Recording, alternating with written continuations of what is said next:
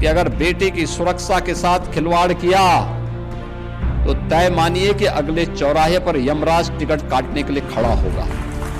उत्तर प्रदेश की राजधानी लखनऊ में दीपावली से पहले महिलाओं को एक बड़ा तोहफा मिला है। मुख्यमंत्री योगी आदित्यनाथ ने प्रधानमंत्री उज्ज्वला योजना के तहत गरीब और वंचित परिवारों की महिलाओं को मुफ्त गैस सिलेंडर की सौगात दी है।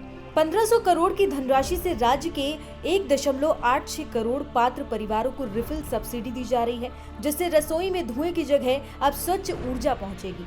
इस अवसर पर सीएम योगी ने महिलाओं की सुरक्षा को लेकर सख्त संदेश देते हुए कहा कि अगर कोई बेटी की सुरक्षा से खिलवाड़ करेगा तो यमराज अगले चौराहे पर टिकट काटने को तैयार मिलेगा। सुनिए उन्होंने अपने भाषण में महिलाओं पर और क्या कुछ कहा।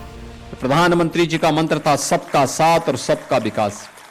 योजना का लाभ सबको मिल रहा है, भेदभाव किसी के साथ नहीं, सुरक्षा सबको प्राप्त हो रही है।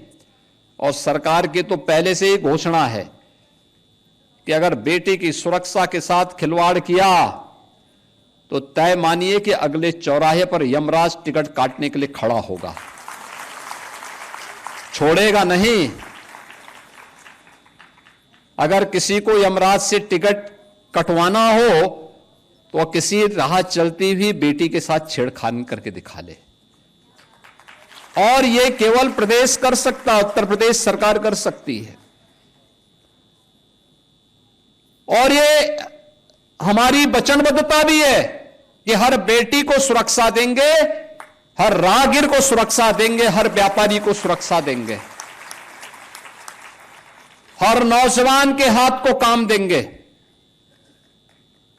हर गरीब को उसका हक देंगे, हर वंचित के साथ सरकार खड़ी होगी, हर दलित के साथ सरकार खड़ी होगी, उसके साथ कोई अन्याय नहीं होने देंगे। और उत्साह और उमंग के त्योहार में किसी ने रंग में भंग डालने का काम किया, किसी ने व्यवधान डालने का काम किया तो जेल की सलाखें उसका इंतजार कर रही होंगी। और कोई भी होगा उसको अंदर ठूंसने में बहुत देर नहीं लगेगी।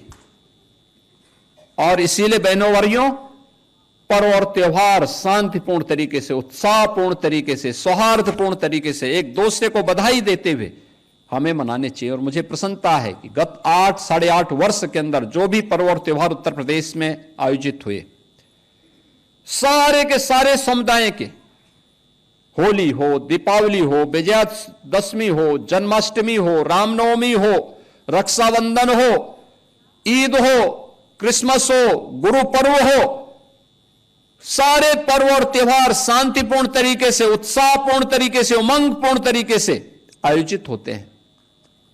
हर एक व्यक्ति अपने अपने पर्व त्योहारों को मनाए, अपनी आस्था का सम्मान करे। ये पर्व और त्योहार सड़कों पर प्रदर्शन की वस्तु नहीं है। ये सामूहिक रूप से अपनी अभिव्यक्ति को समाज के सामने प्रस्तुत करने का एक माध्यम होता है। लोग एक दूसरे से गले मिलें, सामूहिक रूप से विकास की प्रक्रिया का हिस्सा बने, अपने परिवार की खुशी को अपने समाज के साथ, समाज की खुशी के साथ प्रदेश के साथ, प्रदेश की खुशी को देश के साथ आपस में शेयर करते हुए हम आगे बढ़े। यही पर्व और त्योहार के पीछे का उद्देश्य होता है। उन्होंने ये भी कहा कि ऐसी कार्रवाई केवल योगी सरकार ही कर सकती है। अपने भाषण में उन्होंने समाजवादी पार्टी पर भी तीखा हमला बोला। बिना नाम लिए ये कहा कि 2017 से पहले प्रदेश में केवल सैफई परिवार की ही चर्चा होती थी, जहां सत्ता में चाचा भतीजा और महाभारत के सारे रिश्ते शामिल थे। उन्होंने आरोप लगाया कि उस दौर में मंत्री और मुख्यमंत्री माफिया के सामने नाक रगड़ते थे, नौकरियों और सरकारी योजनाओं में लूट मचाई जाती थी और युवाओं के रोजगार को दंगों की भेंट चढ़ा दिया जाता था। लेकिन अब तस्वीर बदल चुकी है। महिलाओं को सम्मान मिल रहा है, युवाओं को अवसर मिल रहे हैं और दीपावली की रोशनी हर घर तक पहुंच रही है। समाजवादी पार्टी पर और क्या कुछ बोले सीएम योगी, वो भी सुनिए। 17 के पहले इस प्रदेश में परिवार से ऊपर सोची नहीं थी, केवल अपने परिवार के बारे में सोचता था। उपसेफई परिवार के अलावा दूसरों के पास कोई सोच ही नहीं था। घूम फिर करके सब वही चाचा भतीजा और महाभारत के सभी रिश्ते उसमें आते थे। वो एक ही परिवार के सारे लोग उसमें लाभ लेते थे, लूट लेते थे, डकैती डाल देते थे। उत्साह के उमंग को दंगों की भेंट चढ़ा देते थे, गुंडागिर्दी के भेंट चढ़ा देते थे, अव्यवस्था फैलाते थे। किसी भी गरीब को योजना का लाभ नहीं मिल पाता था। नौजवानों की नौकरी में डकैती पड़ती थी। विकास के कार्यों के पैसे में छीना झपटी होती थी। गरीब को इसका लाभ नहीं मिल पाता था। परिणाम क्या होता था? प्रदेश पर्व और त्योहार भी नहीं मना पाता था। प्रदेश के अंदर गरीब तबाह होता था, नौजवान पलायन करता था। हर जिले में इनके द्वारा पाले गए गुंडे अराजकता फैलाते थे, माफियागिरी फैलाते थे, और उन माफिया के सामने, उन गुंडों के सामने, उन दंगाइयों के सामने इस समाजवादी पार्टी के नेता, इनके मंत्री और इनका मुख्यमंत्री नाक रगड़ करके उनको दंगों करने की छूट देती थी।